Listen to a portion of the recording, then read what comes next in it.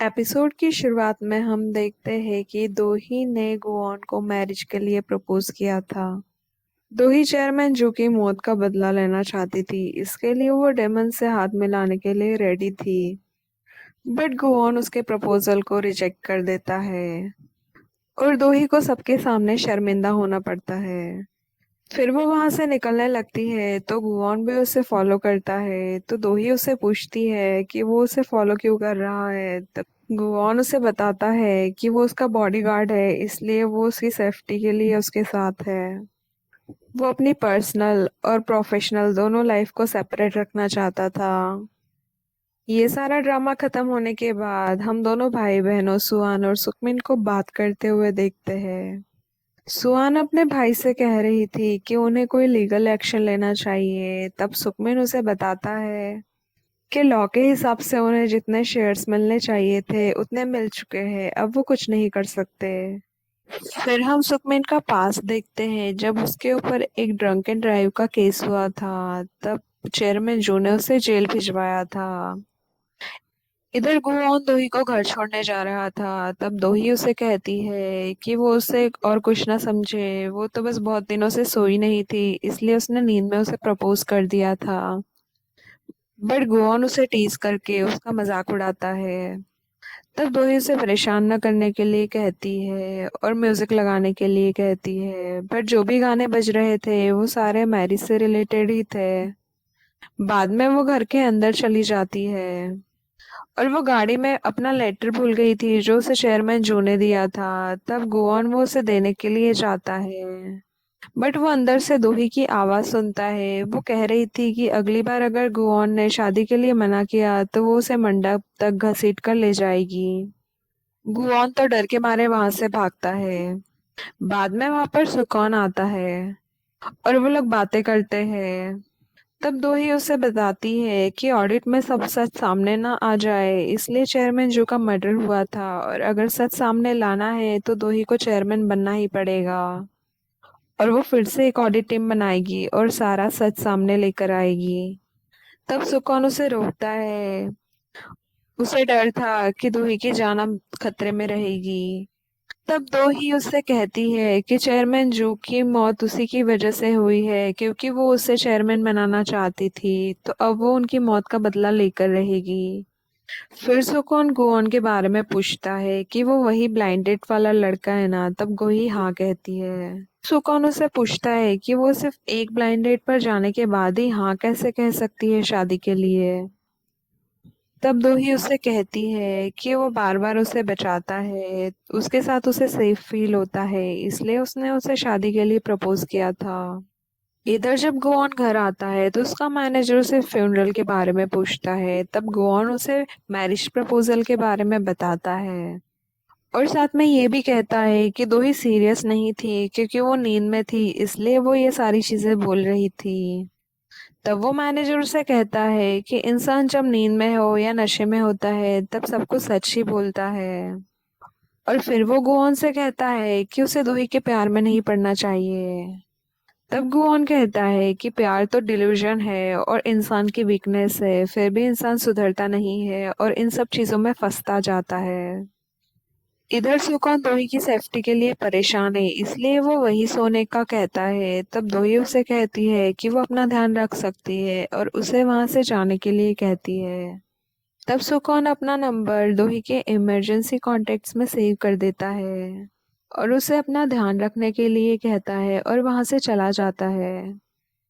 बाद में दोही अकेली रह जाती है तो वो सोचती है कि वो 17 सालों में पहली बार इतना अकेले महसूस कर रही है। फिर बाद में वो खुद को संभाल के काम पर लगने का सोचती है।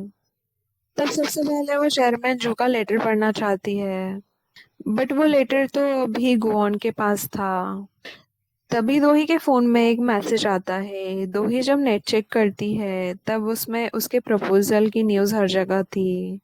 उन आर्टिकल्स में लिखा हुआ था कि दोही को कैसे सेकंड्स में रिजेक्ट कर दिया गया। और उधर हम देखते हैं कि गुआन को अब सारे काम मैनुअली करने पड़ रहे हैं। बट फिर भी वो दोही का प्रपोजल एक्सेप्ट नहीं करने वाला था। तभी वहां गायोंग आ जाती है, उसने भी वो न्यूज़ आर्टिकल देख लिया था। वो गुआन पर गुस्सा कर रही थी, तभी दोही का कॉल आता है। दोही उसे मिलने के लिए बुलाती है, और जब वो मिलते हैं तब वो उसे आर्टिकल दिखाती है, और फिर उससे वो रिजेक्ट करने का रीजन पूछती है। तो गुआन उसे बताता है कि उसने पहले भी उसे बोला था कि वो हमेशा कुंवारा ही रहना चाहता था। तब दोही भी कहती है कि उसे भी शादी करने का कोई शौक नहीं है। तब गुआन उसे पूछता है कि फिर उसने प्रपोज क्यों किया था, और वो भी वहां मौजूद इतने सारे लोगों में सिर्फ उसे ही क्यों प्रपोज किया था। वो उससे पूछता है कि कहीं वो प्रपोजल सीरियस तो नहीं था। तब दोही उसे मना करके वहां से जाने लगती है। तब गुआन उसे कहता है कि वो उसे घर छोड़ देगा ताकि उसे अकेले ना जाना पड़े।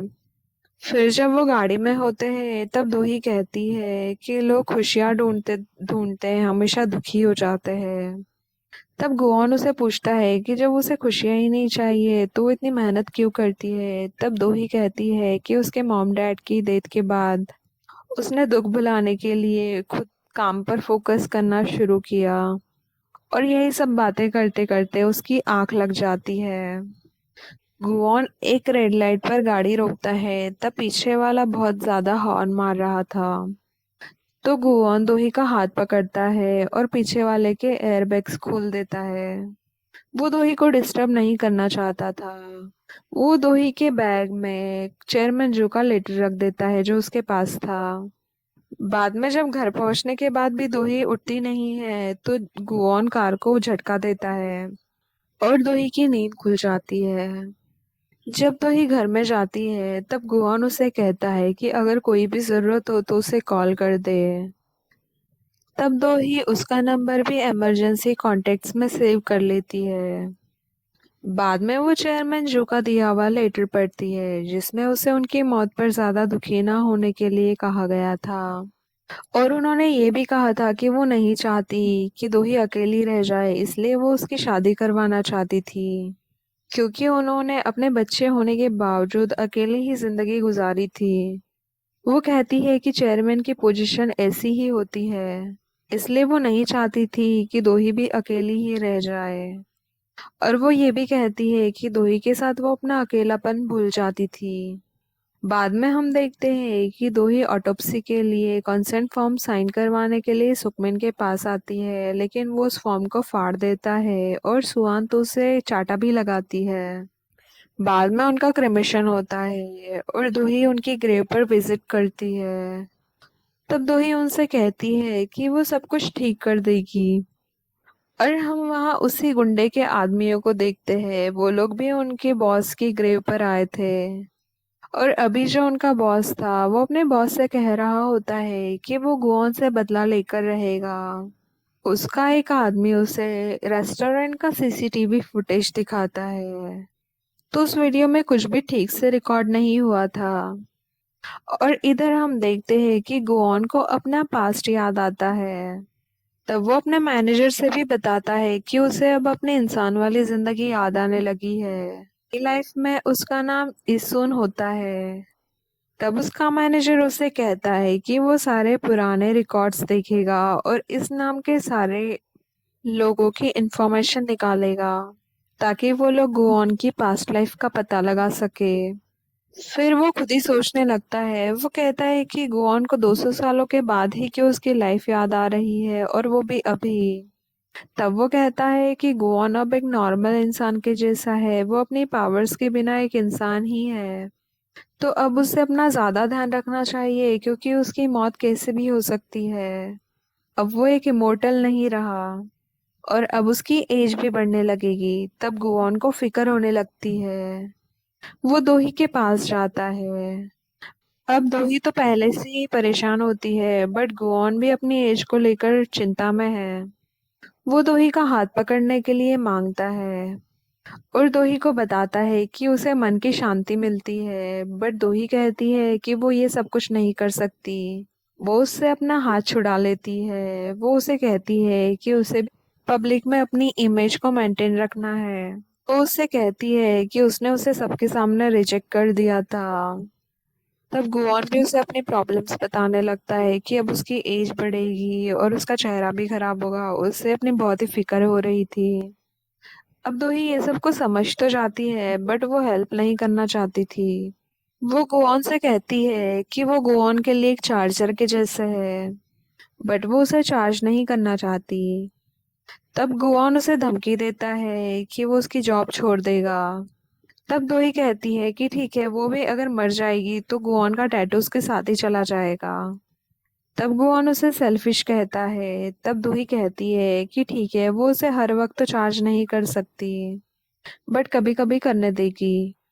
और रास्ते में हम उसी जेल वाली होमलेस लेडी को देखते हैं जिसका नाम सुकन्यो था। वो इन्हें देखकर कह रही थी कि अच्छा टाइम लंबे वक्त तक नहीं चलता है, बहुत जल्दी खत्म हो जाता है।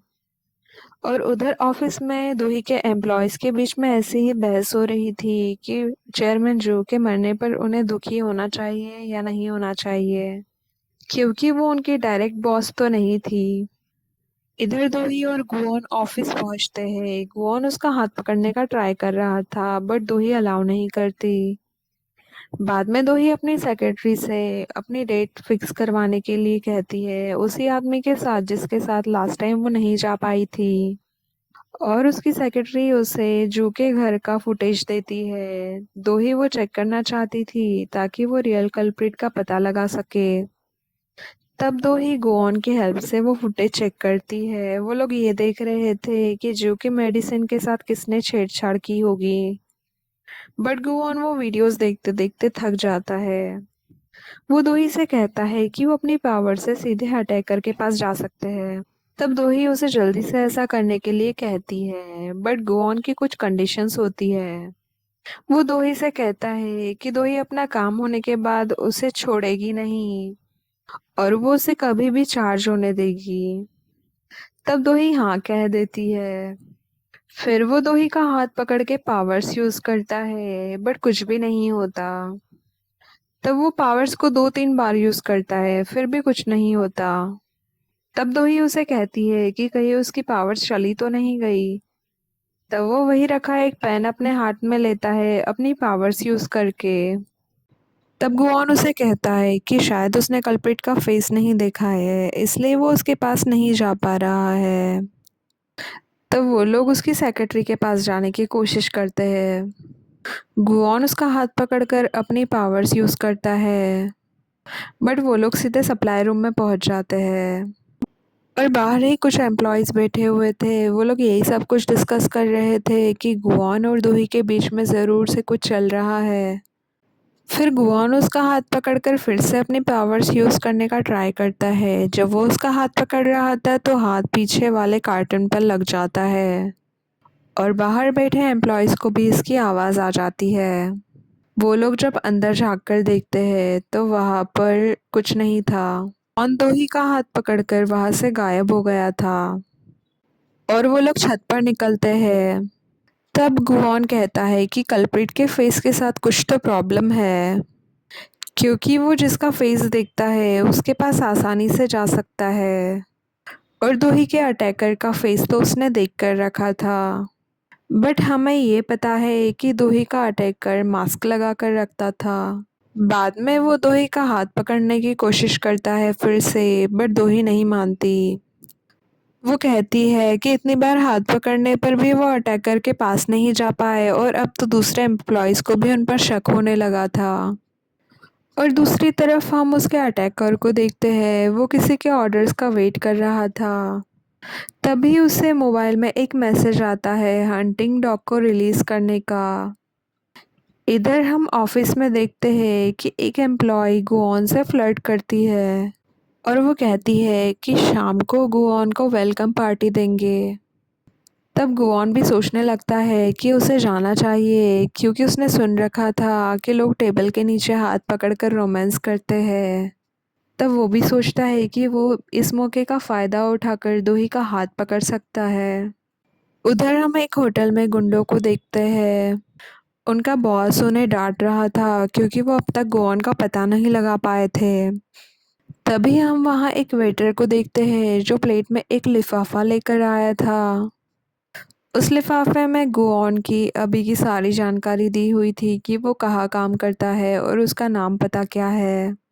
और हम देखते हैं कि वो वेटर कोई और नहीं बल्कि दोही का अटैकर ही होता है। और ये गुंडा उसके लिए एक हंटिंग डॉग होता है। वो उस मैसेज में दिए हुए ऑर्डर्स को फॉलो कर रहा था। और हमें फ्लैशबैक दिखाते हैं जब रियल कल्प्रिट चेयरमैन जू से मिलता है, तब वो उसे डांट लगाती है और बाद में वो उनकी मेडिसिन्स को चेंज कर देता है। इधर दो ही फुटेज चेक कर रही थी, तब उसमें उसे बहुत सारा पार्ट मिसिंग लगता है। तभी उसको सुकॉन का कॉल आता है। वो भी उधर उस फाइनेंस मैनेजर मिस्टर शाह के कंप्यूटर वगैरह चेक कर रहा था और उसे वहाँ पर कुछ नहीं मिला था।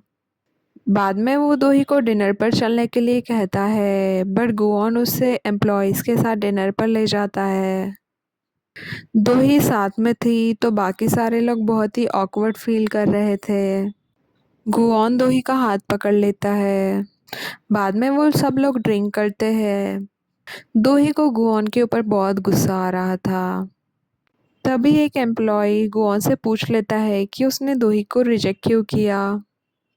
तब गुआन कहता है कि उसे दोही पसंद है, बट बिल्कुल उसी तरह जैसे उन्हें पोर्क पसंद है। अगर उन्हें पोर्क पसंद होता है तो वो पिग से शादी नहीं कर लेते हैं। और ऐसे ही गुआन को दोही पसंद तो है बट वो उसे शादी नहीं कर लेगा। ये बात सुनकर तो दोही को और गुस्सा आता है और वहाँ पर एक एम्प्लॉई उन्हें हाथ पकड़े हुए देख भी लेती है।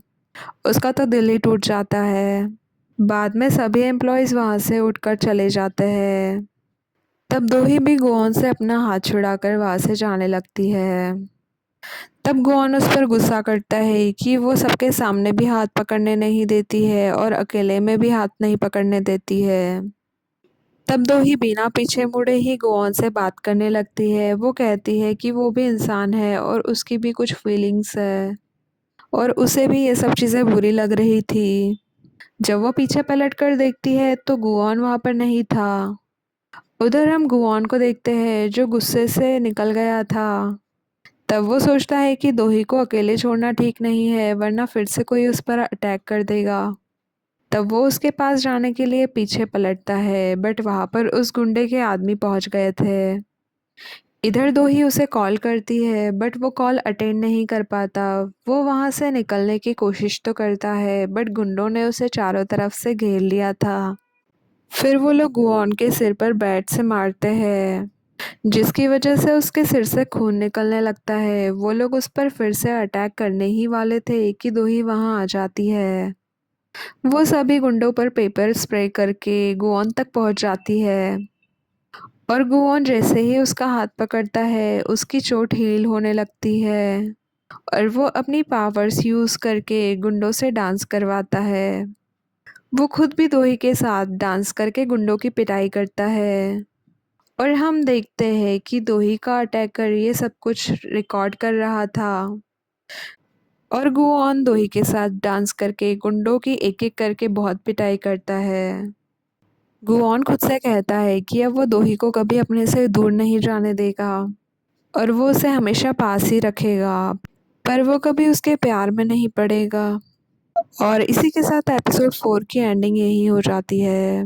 Thank you for watching. If you liked what you saw, make sure to subscribe for more content.